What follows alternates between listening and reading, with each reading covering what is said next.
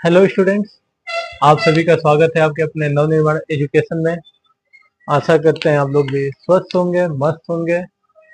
चलिए हम लोग आगे का अपना चैप्टर का कुछ सवाल देखेंगे। हम लोग चैप्टर पढ़ रहे थे त्रिकोणमिति का अनुप्रयोग। जैसे कि आपके स्क्रीन पे सवाल दिखा रहा होगा, क्वेश्चन नंबर 3 कि एक ठेकेदार बच्चों को खेलने के लिए एक पार्क में 2 फिसलन पट्टी लगाना चाहता है।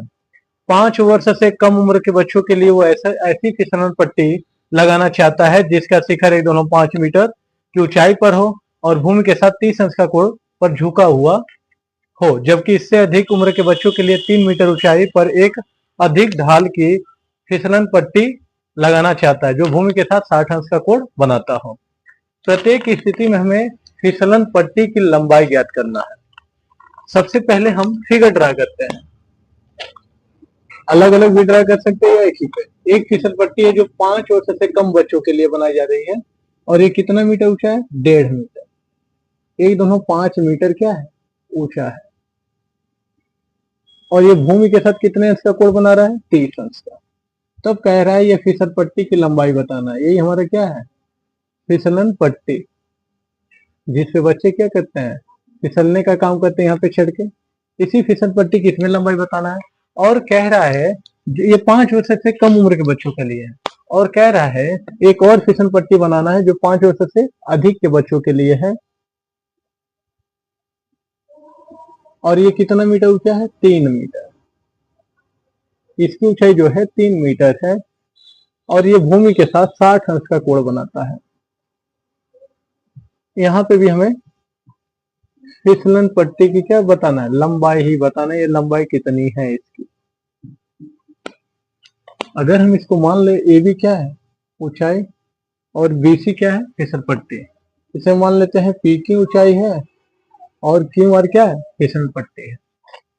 सबसे पहले जब हम इस सवाल को सॉल्व करेंगे,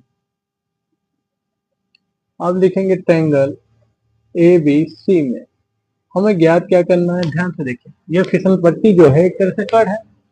हमें लंब दिया है, कड़ ज्ञात करना है। यानी लंब बट्टा कड़ क्या होता है? हमारा साइन थीटा। तो लिखेंगे साइन थीटा बराबर क्या होता है? लंब बट्टा कड़। यहाँ साइन थीटा की वैल्यू कितना दिया है? 30। तो साइन 30 बराबर लंब कितना है हमारा? ए बी, और कड़ जो है हमारा वो क्या है? B C. मान रख देते हैं साइन 30 का मान 1/2। ए बी का मान हमें दिया 1.5 और बी सी की हमें वैल्यू नहीं पता। इसी की लंबाई तो हमें ज्ञात करनी है। तो मल्टीप्लाई कर देंगे तो बी सी बराबर आ जाएगा 15 दूना 30, यानी 3 दोनों 0 मीटर। यहाँ पे फिसल पट्टी की लंबाई क्या आ गया? 3 मीटर। इसी प्रकार हम बड़े वाले का भी निकाल सकते हैं। इसी प्रकार त्रिभुज हम कौन सा ले ले? P Q R. वहां पे भी हम क्या लगाएंगे? साइन थीटा लंब बट्टा कर। साइन थीटा की वैल्यू यहाँ पे क्या है? साइन 60 अंश। लंब हमारा 3 मीटर दिया है, यानी A P Q, sorry Q P या पी क्यू अपान यह हो जाएगा क्यू आर। साइन 60 अंश का मान √3/2। पी क्यू की वैल्यू हमें दिया है 3 और क्यू आर की वैल्यू हमें पता नहीं। ये इधर जाएगा तो क्यू आर बराबर 13 मल्टीप्लाई करेंगे तो 3 दूना 6/√3। ऊपर नीचे √3 से हम क्या करेंगे? मल्टीप्लाई कर देंगे तो क्यू आर बराबर आ जाएगा 6√3/3।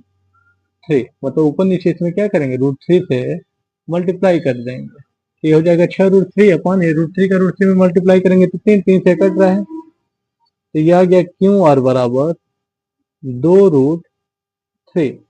आप चाहो तो √3 का वैल्यू रख सकते हो अगर हमें दिया हो सवाल में तब। अगर नहीं दिया तो भी रख सकते हैं। आपको याद होना चाहिए √3 की वैल्यू क्या होता है? दोनों 7 3 2 मल्टीप्लाई कर देते हैं। 2 दूना 4, 2 3 6, 2 7 14 का 4, 2 एकम 2 1 3 मीटर। या आप ऐसे भी लिख सकते हो, ये 6 से अधिक है, 5 से अधिक है तो 3.5 मीटर। अब ध्यान से सुनिए, यहाँ पे जो की फिसल पट्टी की लंबाई आया है वो 3 दोनों 5 मीटर और यह 3 मीटर। लिखेंगे क्या आंसर? अगर आप अच्छे से लिखना चाहे तो लिखेंगे तो छोटे फिसलन पट्टी की लंबाई कितना है? 3 मीटर। और बड़े फिसलन पट्टी की लंबाई कितना आ गया? 3.5 मीटर। यही हमें दोनों ज्ञात करना था, यही सवाल में पूछा था। आई होप आप लोग को अच्छे से समझ में आया होगा।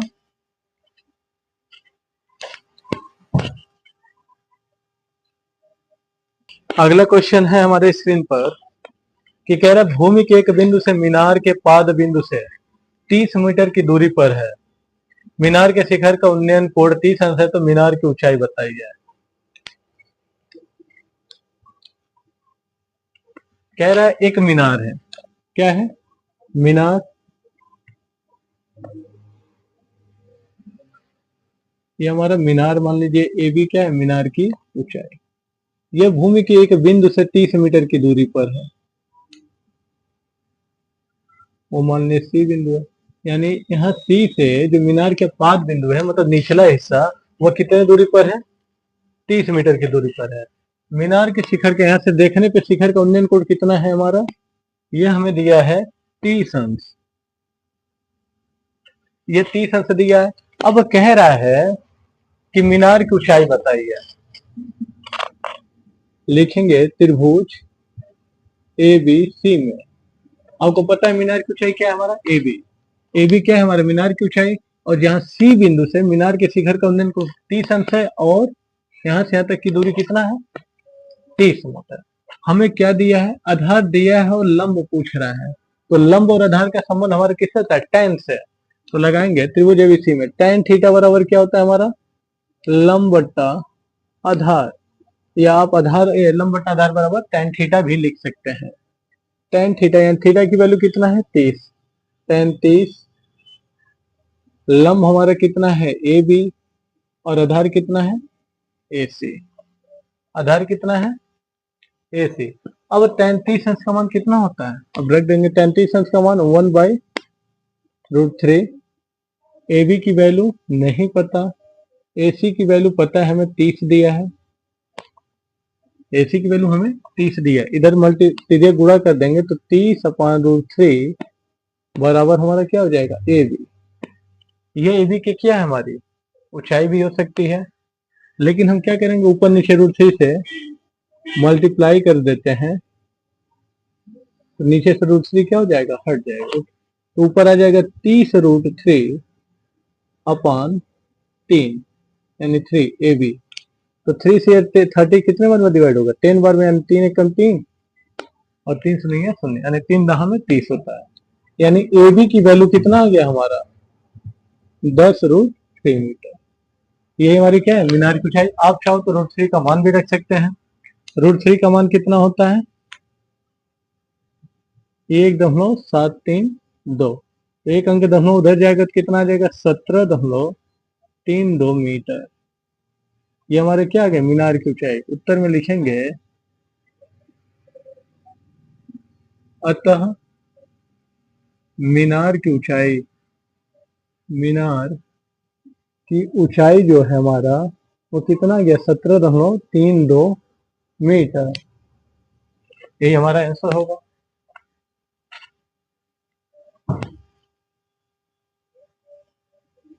अगला क्वेश्चन है हमारे स्क्रीन पर।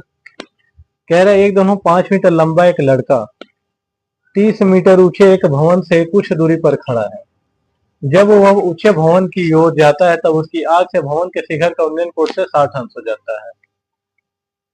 बताइए कि वह भवन की ओर कितनी दूरी चल कर गया। सबसे पहले हम एक भवन बनाते हैं। ये याद रखिएगा, हम जब भी कोई ऊंचाई लेंगे वो हमेशा सीधे लेंगे। तो भवन की ऊंचाई हम एक भवन बना लिए ए बी। ये कितना ऊंच, इसकी लंबाई क्या दी हमें? 30 मीटर। जो भवन की ऊंचाई है वो 30 मीटर है। यहाँ पे कोई एक लड़का है, मान लीजिए वो बिंदु सी है। सी पर एक लड़का है 1.5 मीटर। यहाँ लड़के की जो ऊंचाई है वो हम नगण्य लेके चलेंगे, क्योंकि वो जब देखेगा तो यहाँ से कोण बनेगा, नीचे से नहीं बनेगा। आंख से क्षैतिज दूरी से उसका कोण वहां बनेगा। तो लड़का पहले तो वो 30 अंश कोण बन रहा था, लड़का भवन की ओर इस साइड, मान लीजिए डी बिंदु तक चला,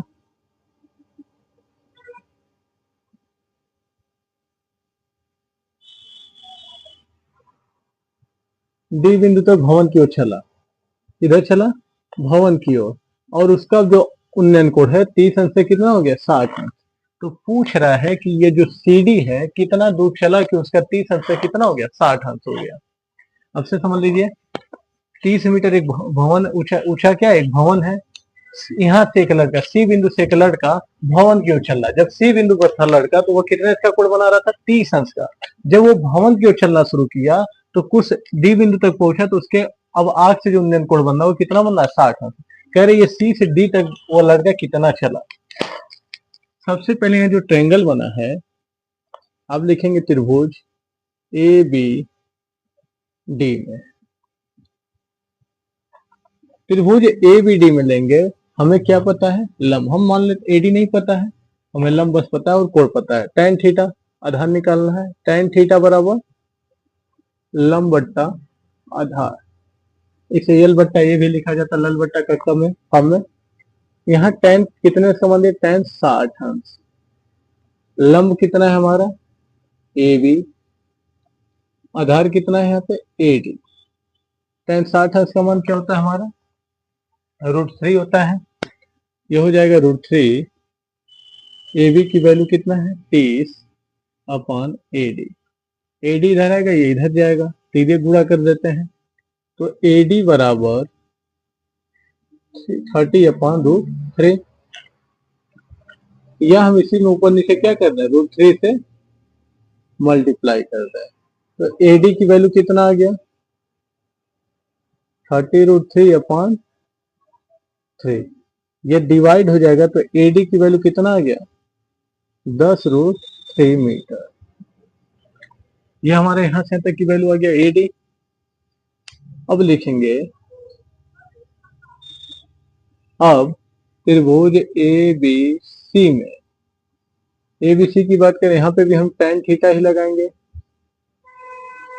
लंब बट्टा आधार, यहाँ tan थीटा का मान कितना है 30, जब त्रिभुज एबीसी लेंगे तो tan थीटा की वैल्यू कितना है यहाँ पे 30, लंब हमारा वही है ए बी ही, आधार हमारा यहाँ पे ए सी है, tan 30 अंश का मान 1/√3 होता है, ए बी का मान कितना दिया 30, ए सी की वैल्यू नहीं पता, सीधे गुणा मल्टीप्लाई कर देते हैं तो ए सी बराबर हो जाएगा 30 √3। अब ध्यान से देखिए हमें ए सी का वैल्यू कितना है 30 √3 और इसकी वैल्यू हमारा कितना आया है 10 √3, यानी इस पूरे में से ये घटा देते ही हमें दूरी पता चल जाएगा। तो एसी को हम क्या लिख सकते हैं, एसी को हम C D plus A D लिख सकते हैं 30 √3। अब एडी की वैल्यू हमें कितना दिया 10 √3, तो इस एडी को सी डी प्लस ये 10 √3 लिख दिए 30 √3, इस 10 √3 को उधर ले जाएंगे तो सी डी की वैल्यू कितना आ जाएगा 30 √3 माइनस 10 √3, तो सी डी बराबर क्या आ गया हमारा 30 में से 10 जाएगा तो कितना बचेगा 20 √3 मीटर, यानी वो भवन की ओर कितना चला 20 √3 मीटर, या आपका आंसर √3 का मान रख देंगे तब भी आ जाएगा सी डी बराबर 20 इंटू √3 का मान 1.732, यानी 1.732 गुणा कर दीजिए, 2 दूना 4, 2 3 6, 2 7 14, 2 1 2 1 3, एक जीरो बढ़ जाएगा 3 अंक के बाद दोनों लगेगा, यानी इसकी जो वैल्यू आएगा वो 34.64 मीटर, यानी जो आंसर होगा लिखेंगे तो भवन की ओर 20 √3 या 34.64 मीटर चला, तो उसका कोड कितना हो जाएगा 30 से 60 अंश हो जाएगा, यानी हमारा आंसर यह हो जाएगा।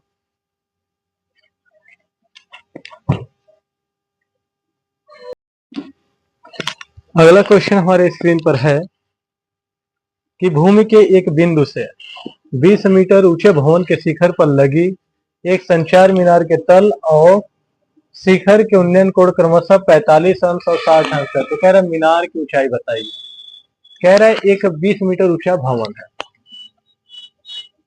20 मीटर ऊंचा भवन है, मान लीजिए 20 मीटर ऊंचा क्या है हमारा भवन, इसकी ऊंचाई 20 मीटर दी है। मान लीजिए भवन है वो हमारा क्या है, इसकी ऊंचाई ए बी है 20 मीटर। कह रहा है इसी पे एक संचार मीनार लगा है, टावर, इसी पे एक संचार मीनार लगा है। ये संचार मीनार का क्या है, तल है। ये मान लीजिए बीसी, ये तल हो गया और ये शिखर हो गया। कह रहा है एक व्यक्ति, मतलब यहाँ से मान लीजिए देख रहा है,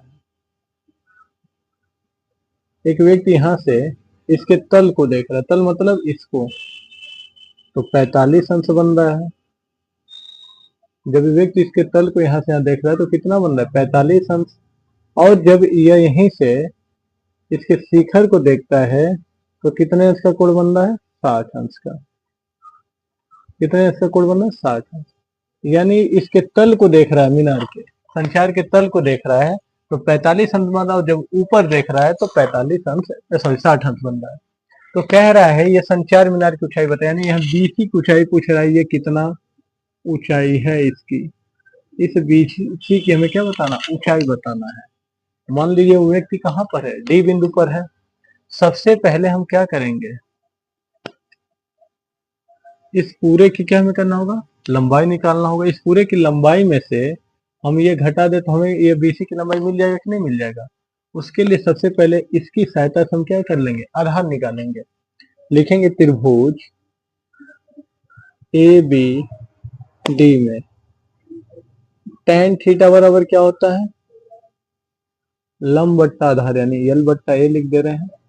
थीटा की वैल्यू यहाँ कितना है, 45। लंब कितना है, 20। भवन की ऊंचाई दिया ए नहीं पता। tan 45 अंश का मान, आधार हमारा क्या है, एडी।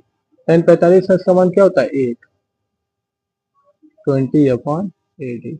यानी हमारा आधार क्या आ गया, एडी बराबर 20 मीटर। यानी हमारा आधार अभी पता चल गया, ये कितना है हमारा, 20 मीटर।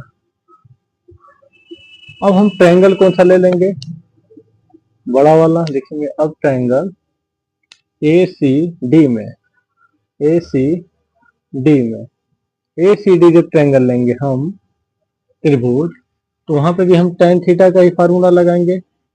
tan थीटा बराबर लंब बट्टा आधार। अब यहाँ पे थीटा की वैल्यू क्या है, 60। tan कितना है, 60 अंश है। लंब हमारा यहाँ पे अभी ये पूरा होगा ए सी, क्या होगा, ए सी, और आधार हमारा क्या होगा, ए डी। tan 60 अंश का मान √3 होता है। AC की वैल्यू नहीं पता, लेकिन AC को हम कैसे तोड़ सकते हैं, AC को हम AB प्लस BC में तोड़ सकते हैं। और AD की वैल्यू हमें पता है कितना, 20 मीटर। अभी यही तो निकाला गया है।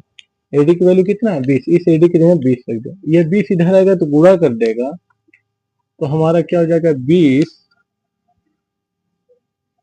√3 बराबर। अभी इस AB की वैल्यू हमें पता है, मीनार की तो ऊंचाई हमें पता है कितना दिया, 20। तो 20, सॉरी भवन की ऊंचाई दिया 20 रख देंगे AB की जगह। और BC की ऊंचाई हमने एच ली है तो एच बस लिखेंगे। इस 20 को अगर हम इधर लेते हैं तो 20√3 माइनस 20 बराबर एच। यानी एच बराबर क्या हो जाएगा, 20 कॉमन ले लें तो हो जाएगा √3 माइनस 1। √3 की वैल्यू अगर हम यहाँ पे रख दें तो क्या होगा हमारा, √3 की वैल्यू यही, दोनों 7 3 2 माइनस 1। इसको घटाएंगे तो कितना आ जाएगा, 20 इंटू 0.732 मल्टीप्लाई कर देते हैं। 2 दूना 4, 2 3 6, 2 7 14, और एक जीरो बढ़ जाएगा। 3 अंक के बाद हम लोग लगाएंगे, यानी जो लिखेंगे, अतः उत्तर में क्या लिखेंगे, संचार मीनार की ऊंचाई, संचार मीनार की ऊंचाई, जो संचार मीनार की ऊंचाई है वो कितना है हमारा, 14.64 मीटर। इस जीरो की कोई मतलब नहीं, इसके बाद कोई अंक नहीं, तो उसे हटा सकते हैं हम लोग। तो मीनार की ऊंचाई, संचार मीनार की ऊंचाई कितना है हमारा, 14,964 मीटर। ऐसे जब भी सवाल आए तो हम इस प्रकार से हल करेंगे। अगला क्वेश्चन हमारे स्क्रीन पर है, कह रहा है भूमि के एक पेडेस्टल के शिखर पर एक दोनों 6 मीटर ऊंची मूर्ति लगी है। भूमि के एक बिंदु से मूर्ति के शिखर का उन्नयन कोण 60 अंश और उसी बिंदु से पेडेस्टल के शिखर का उन्नयन कोण 45 अंश है, तो पेडेस्टल की ऊंचाई बताइए। ठीक, ये सवाल, ये फिगर उसी तरह बनेगा जैसे अभी इससे ठीक पहले वाला हम लोगों ने सवाल लगाया। एक पेडेस्टल है, पेडेस्टल का मतलब जिसमें मूर्तियां वगैरह रखी जाती हैं, मूर्ति रखने वाला वो पेडेस्टल कहते हैं। ये पेडेस्टल है, मान लीजिए इसकी ऊंचाई क्या है, ए बी। इस पे एक मूर्ति रखी हुई है, क्या रखा हुआ, मूर्ति। ये मूर्ति का शिखर है, इसकी ऊंचाई 1.5 मीटर है। मूर्ति जो है वो 1.5 मीटर ऊंची है, मान लीजिए सी है। कह रहे एक व्यक्ति यहाँ पे है, यहाँ बिंदु से जब इसके शिखर को देख रहा है, पेडेस्टल के मतलब मूर्ति के शिखर को, मूर्ति के शिखर को देख रहा है, तो कितने इसका कोण बन रहा है। मूर्ति के जब शिखर को देख रहा है तो 60 अंश का कोण बन रहा है, 60 अंश का कोण बन रहा है। और जब यहीं से हुआ, ये कितना बन रहा है, 60 अंश। और जब यहीं से ये पेडेस्टल के शिखर को देख रहा है, या ऐसे कह सकते हैं मूर्ति के तल को देख रहा है। ये सवाल ऐसे भी पूछ सकता था कि मूर्ति के शिखर से उन्हें इस बिंदु से 60 अंश बना रहा है और मूर्ति के तल से कितने इसका 45 अंश का बन रहा है। जो मूर्ति का तल है वो उस पेडेस्टल का क्या है, हमारा शिखर है। तो पेडेस्टल के शिखर जो है तो वो कितने इसका कोण बना रहा है, इसी बिंदु से 45 अंश का। यानी यह जो कोण है 45 है और यह जो कोण है वो हमारा 60 डिग्री है। पूरा का पूरा ये कितना है, 60 डिग्री है। हम इसकी बात करें, यह कोण पूरा का पूरा कितना है, 60 डिग्री। और ये जो कोण यहाँ से यहाँ तक बन रहा है वो कितना बन रहा है, 45 डिग्री। तो कह रहा है पेडेस्टल की ऊंचाई बताइए। पेडेस्टल के हमें क्या निकालना है, ऊंचाई बताना है। अब हमें सबसे पहले हम क्या ले लेते हैं, छोटा वाला त्रिभुज ले लेते हैं। लिखेंगे ट्रायंगल ए बी सी में tan थीटा, tan थीटा बराबर होता है लंब बट्टा आधार। यहाँ थीटा की वैल्यू कितना दिया है, 45। tan 45 बराबर यल बट्टा, यल की वैल्यू ए बी, यानी लंब की वैल्यू ए बी है और आधार क्या हमारा ए सी। tan 45 अंश का मान 1 होता है, ए बी बट्टा ए सी। यह ए सी इधर आएगा तो क्या हो जाएगा, ए सी का गुणा में करेंगे तो ही होगा, ए सी बराबर ए बी। ये इक्वेशन फर्स्ट मान लेते हैं। इसका मतलब जितना ए सी है उतना ही ए बी है।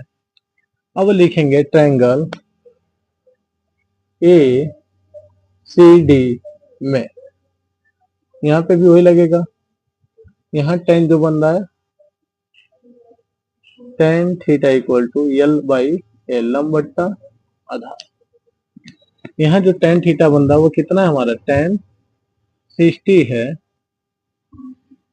यल की वैल्यू कितना है हमारे यहाँ पे, यल की वैल्यू ए सी है, सॉरी एल की वैल्यू सॉरी यहाँ पे एल सी सी दो बार लिख दिए, डी ले लेते हैं। यल की वैल्यू ए डी हो जाएगा और आधार कितना है हमारा ए सी। tan 60 अंश का मान कितना होता है हमारा, tan 60 अंश का मान √3 होता है। √3 बराबर ए डी बट्टा ए सी।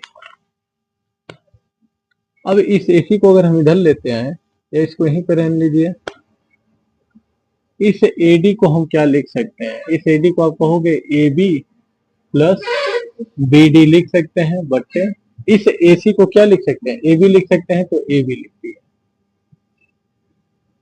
√3 बराबर, इसे हम तोड़ लेते हैं, ए बी बट्टा A B plus B D बट्टा ए डी। ए बी से ए बी डिवाइड 1 बचेगा, इधर लाएंगे तो √3 बराबर हो जाएगा 1 प्लस बी डी की वैल्यू कितना दिया है, 1.5 अपॉन ए बी। यह 1 इधर लाएंगे तो क्या हो जाएगा, -1 हो जाएगा। तो हो जाएगा √3 माइनस 1 बराबर 1.5 बट्टा ए बी।